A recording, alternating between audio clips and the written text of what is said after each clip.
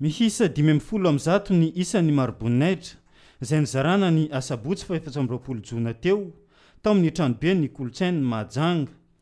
Tafiditra indrindra amin'ny hetsika fankalazana ny fetim-pirenena malagasy ity fanolorana ny maroboninahitra ity, fa noho ny fandaminana natao dia naroso mialoha ny fankalazana ny fetim-pirenena izany. Raha ny mahazatra mantsy hatramin'izay dia atao mialoha ny fanaovana matso lehibe eo anoloan'ny lapan-tanàna ny Mahajanga ny fanomezana ity maroboninahitra ity. Toy izao manaraka izao ary ny maroboninahitra nozaraina tamin'io andro ny asabotsy fa 7 jona 720 io.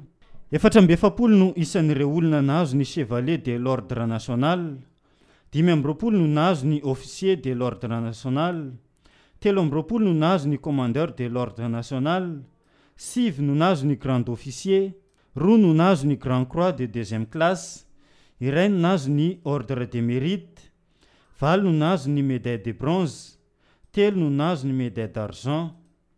Tonga teny an-toerana ireo solon-tenam-panjakana avy eto amin'ny faritany Mahajanga izay nitariny ny préfet ny Mahajanga, lehibe ny faritsy Boeny sy ireo tompon'andraikitra manampahefana eto an-tampon-tanàna ny Mahajanga.